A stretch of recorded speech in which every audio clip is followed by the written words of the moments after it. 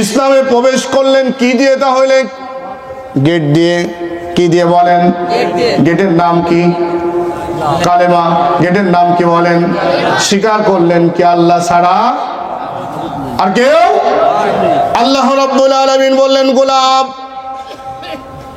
তুমি যখন স্বীকৃতি প্রদান করেছো, আমি আল্লাহ রাব্বুল আলামিন তোমাকে এখন বললাম, ইসলামে যখন প্রবেশ করেছো একটা লোভে।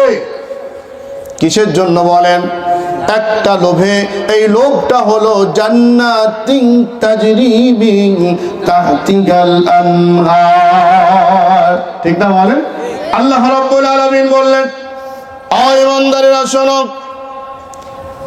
কালেমা নামক গেট দিয়ে যখন ইসলামে প্রবেশ করে ফেলেছ, ইসলামের মধ্যে পরিপূর্ণ ঢুকে যাও, আংশিক ঢুকো না। আংশিক মানে হলো কি? আপনি শুধু নামাজটাই পড়লেন, রোজাটাই করলেন, হজটাই করলেন, আপনার সুবিধা মতো কিছু ইসলাম মেনে চললেন। সুবিধাবাদ ইসলাম মেনে চলা মুসল্লি আছে না নাই? আছে না বলেন? আমার ভাইরা, ইসলাম মেনে চলার সুবিধাবাদ মুসল্লি যারা, আল্লাহ রাব্বুল আলামিন জান্নাত দিবেন না ওই মানুষদেরকে টার্গেট করে বললেন, ও ইমানদারেরা শোনো। কারণ হলো আমরা তো ঈমান নিয়ে আসছি, ঈমান নিয়ে আসার পরে আল্লাহ আমাদের আবার ঈমানের কথা কেন বললেন? তার মানে হলো ঈমান দিয়ে আল্লাহর জান্নাতে যাওয়া মনে হয় সম্ভব হবে না। ঠিক না বলেন? আল্লাহ রাব্বুল আলামিন এমন ভাবে ঈমান আনতে বললেন, পরিপূর্ণ ইসলামে দাখিল হয়ে যাও। তার মানে হলো আপনাকে সোজা সরল পথ দিয়ে এমন ভাবে প্রবেশ করতে হবে, যেই পথ দিয়ে প্রবেশ করার পরে পিছনে যাওয়ার কোনো সুযোগ নাই। আল্লাহ রাব্বুল আলামিন কোরআনে কারীমের মধ্যে বললেন, ইহদিনাস সিরাতাল মুস্তাকিম। জান্নাতের পথটা হলো সঠিক সোজা সরল একটি পথ। এই সঠিক সোজা পথটি হলো এই কোরআন। সঠিক সোজা পথ কোনটা বলেন? কথা বলেন। আল্লাহ রাব্বুল আলামিন আপনাকে আমাকে সঠিক সোজা সরল পথ দিয়ে প্রবেশ করে কোথায় যেতে বললেন? কথা বলেন। আল্লাহ রাব্বুল আলামিন এখন ওই জান্নাতে যাওয়ার জন্য কিছু রীতিনীতি দিয়েছেন। দিয়েছেন কিনা বলেন? রীতিনীতি যেইগুলা দিলেন সেইগুলা হলো মানুষ রচিত যত মতবাদ রয়েছে সমস্ত মতবাদ গুলাকে মাটিতে মিশে দিয়ে এক আল্লাহর গোলামি বাদে মানুষের কোনো গোলামি করা যাবে না। কথা বলেন ঠিক কিনা? আমরা মানুষের গোলামি করি কিনা? করি। কথা বলেন। করি বলেন। আল্লাহ রাব্বুল আলামিন কেমন গোলামি আমরা করি দেখুন ভাইরা।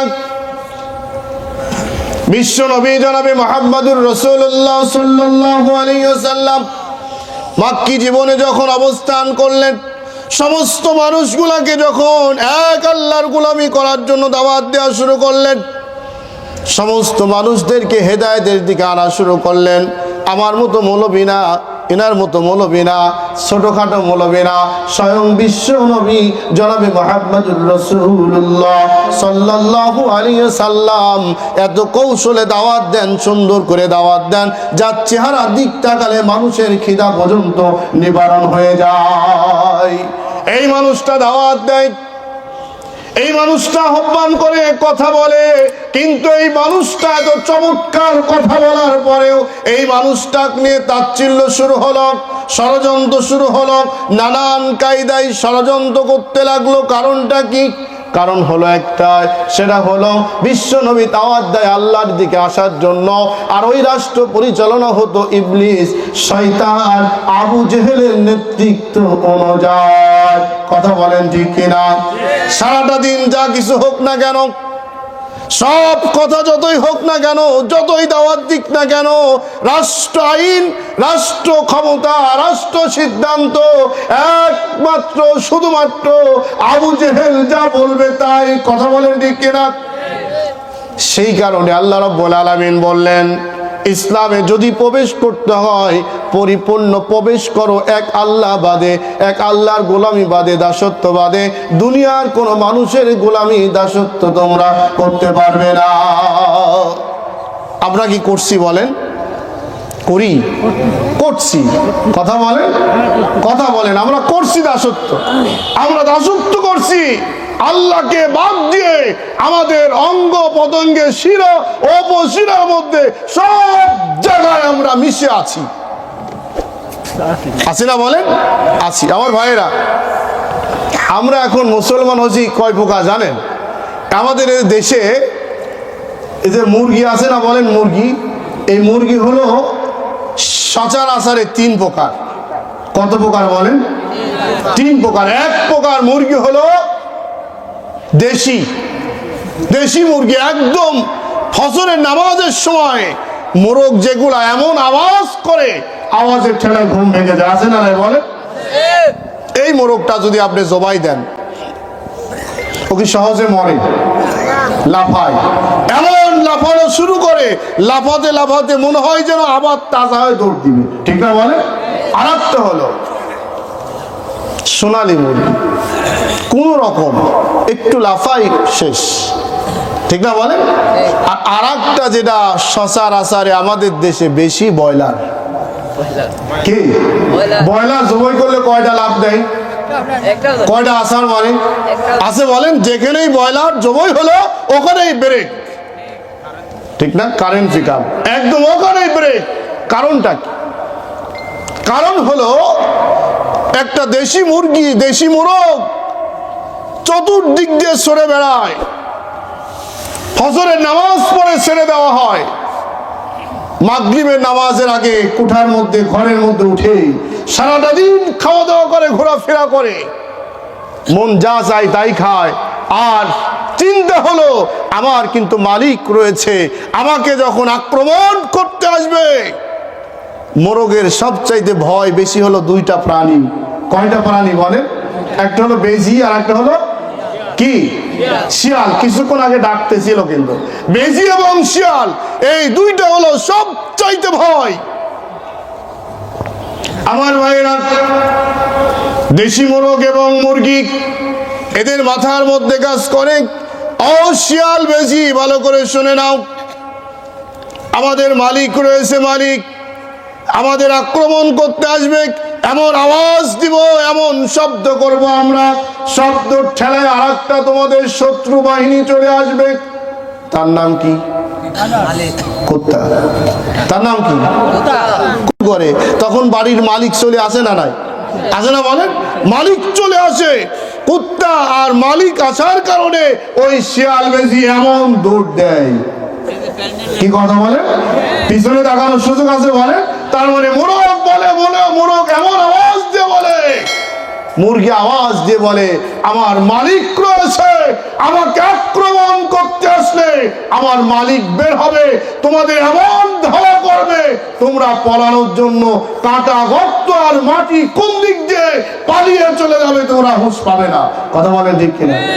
আর সোনালী মুরগি, ওর কোনো বেল আছে বলে? কোন রকম, কোন রকম। আর ব্রয়লার যেখানে পড়ে সেখানেই মরে, তাড়াও লাগে না, ধরাও লাগে না। এখন বলুন, এই 3 শ্রেণীর ইমানদার আমাদের মধ্যে আছে। একটা হলো পরিপূর্ণ ইহদিনাস সিরাতাল মুস্তাকিম, কোরআনের পক্ষে ইসলামের গেট দিয়ে প্রবেশ করে মজবুত ভাবে ধারণ করে কালেমার রশি গলায় লাগিয়ে আল্লাহর দ্বীনকে এই জমিনে প্রতিষ্ঠিত করার জন্য প্রস্তুতি নেয়, আছে না নাই বলেন? আরেকটা হলো মাঝে মাঝে জানাজা জুম্মা নামাজেই যায়, এরা হলো সোনালী মুরগির কোয়ালিটি। আর ব্রয়লার কোয়ালিটি যারা, তারা শুক্রবারও নাই, ঈদও নাই, কোনো কিছুই নাই, এমন মুসলমান আছে না নাই বলেন? এই মুসলমানগুলো হলো বিভিন্ন জায়গায় আলোচনার সময় এখানেও 2-1জন থাকতে পারে, এখানেও থাকতে পারে, বলে আরে আমাদের বিরুদ্ধেই যায়, এই আলোচনা ছাড়া কিছু নাই, শুধুমাত্র আমাদের বিরুদ্ধেই চলে যায়। আসলে কি কোরআন কারো বিরুদ্ধে যায় বলে? আমরা সমস্ত মানুষ যদি ঈমান এনে থাকি, আমরা ঈমানদার। আল্লাহ রাব্বুল আলামিন বললেন, ইহদিনাস সিরাতাল মুস্তাকিম, ও ঈমানদারেরা, সোজা সঠিক সরল পথ দিয়ে আমি আল্লাহর জান্নাতে তোমরা চলে যাও। কথা বলে ঠিক কিনা? জান্নাতে যেতে চাই তো ইনশাআল্লাহ? আমার ভাইরা, ছোট্ট একটি বিষয় দেখুন, আল্লাহর জান্নাতে যদি যেতে হয়, আল্লাহর জান্নাতে যদি যেতে হয়, তাহলে একমাত্র শুধুমাত্র গোলামি হবে কার? দাসত্ব হবে কার? জীবনের সকল স্তরে আল্লাহ ব্যতীত যদি গোলামি মানুষের করে থাকেন, মানুষের গোলামি করে থাকেন, বিপদ আছে না নাই? কেমন বিপদ চিন্তা করুন আমার ভাইয়েরা। এই বাংলার জমিনের মধ্যে স্বাধীনতার পর থেকে 24 পর্যন্ত এমন এমন নেতা, এমন এমন কর্মী, এমন এমন ব্যক্তিরাও তৈরি হয়েছিল যারা হলো নিশ্চিত ছিল আমরা 41 সাল পর্যন্ত থাকবো। কথা বলেন ঠিক কিনা? এমন পর্যায়ে চলে গেল, কোরআনের কথা বললেই বিপদ, ইসলামের কথা বললেই বিপদ, কালেমার দাওয়াত দিলেই বিপদ। ঠিক কিনা কথা বলেন? এই মানুষগুলা ইসলামী আন্দোলনকে বন্ধ করার জন্য সিদ্ধান্ত যখন দিয়ে দিল, আল্লাহ রাব্বুল আলামিন বলল এমন পর্যায়ে আল্লাহ অসন্তুষ্ট হয়ে বলল বাংলার জমিন থেকে চিরতরে তোদের মুছে দিলাম। কথা বলেন ঠিক কিনা? এই অবস্থায় যদি আবার যদি কেউ ফিরে আসেন, আমি আপনি যারা বসে আছি বাংলার জমিন থেকে আমাদেরকেও থাবা দিয়ে আল্লাহ রাব্বুল আলামিন নিয়ে যেতে পারেন কিনা? পারে না? কথা বলে। আল্লাহ রাব্বুল আলামিন ইমানদারদের বেশ কিছু দিক নির্দেশনা দিয়েছেন। এই দিক নির্দেশনার মধ্যে আল্লাহ রাব্বুল আলামিন সূরাতুল আসরির মধ্যে বলেন, আল আসরি, সময়ের কসম, সমস্ত মানুষগুলা ক্ষতির মধ্যে, বিপদের মধ্যে। ইন্নাল ইনসানা লাফি খুসরি, সমস্ত মানুষ বিপদগ্রস্ত, ক্ষতির মধ্যে, মুসিবতের মধ্যে। এখন চিন্তা করুন তো, আমি আপনি কি বিপদের মধ্যে আছে নাকি? বলেন আছি? বিপদ আছে আমাদের? আছে বিপদ? আল্লাহ রাব্বুল আলামিন বললেন কি বিপদ?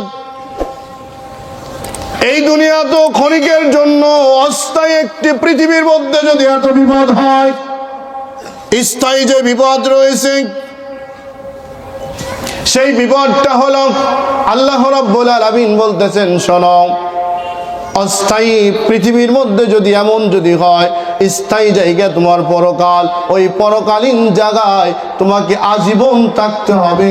ওই জায়গায় যাওয়ার জন্য আমি রব্বুল আলামিন 4টা তোমাকে বিধান দিয়ে দিয়েছি। কয়টা? এই 4টা কাজ যারা করবে, এই 4টা অনুসরণ যারা করবে, তারা বিপদ থেকে মুক্ত হয়ে যাবে, বিপদ থেকে মুক্ত হয়ে যাবে। 1 নাম্বার হলো যারা ঈমান নিয়ে আসছে, ওয়া আমিলুস সলিহাত, ঈমান যারা নিয়ে আসছে। এখানে আমি আপনি যারা আছি, ঈমান আছে না নাই? বলেন, কথা বলেন। ঈমানদার, ঈমান নিয়ে আসার সাথে সাথে আপনাকে আমাকে ঈমানদার দাবি করার সাথে সাথে এই কোরআনে কারিমের বাহিরে কোনো কাজ করা যাবে না। যাবে নাকি? কথা বলেন। আমরা কি কোরআনের বাহিরে কিছু করব নাকি? বলেন। 2 নাম্বার হলো ওয়া আমিলুস সলিহাত, ভালো ভালো কাজ করতে হবে। রাজি আছি তো ইনশাআল্লাহ? বলেন। এই ভালো ভালো কাজের মধ্যে হলো, যত ভালো কাজ রয়েছে সমস্ত ভালো কাজের মধ্যে অন্যতম কাজ যেটা হলো আপনার জীবনের শুরু থেকে শেষ মুহূর্ত পর্যন্ত প্রত্যেকটি জায়গায় আল্লাহর বিধান বাদে আর কারো বিধান মানা যাবে না। রাজি আছেন তো ইনশাআল্লাহ? রাজি আছেন তো? 3 নাম্বার হলো অথবা সাওবিস সাবরি ওয়া আমিলুস সলিহাত অথবা সাওবিল হাক্কি, সত্যের উপরে প্রতিষ্ঠিত হতে হবে। 4 নাম্বার হলো সবুর করতে হবে। আপদে বিপদে মুসিবতে সব সময়ের জন্য একমাত্র ভরসা করবেন যার প্রতি, তিনি কে? আল্লাহ রাব্বুল আলামিন। ওয়া আমিলুস সলিহাত, এই ভালো কাজের মধ্যে যত ভালো কাজ রয়েছে আল্লাহ রাব্বুল আলামিনের সন্তুষ্ট চিত্তে সমস্ত কাজগুলা করতেই হবে।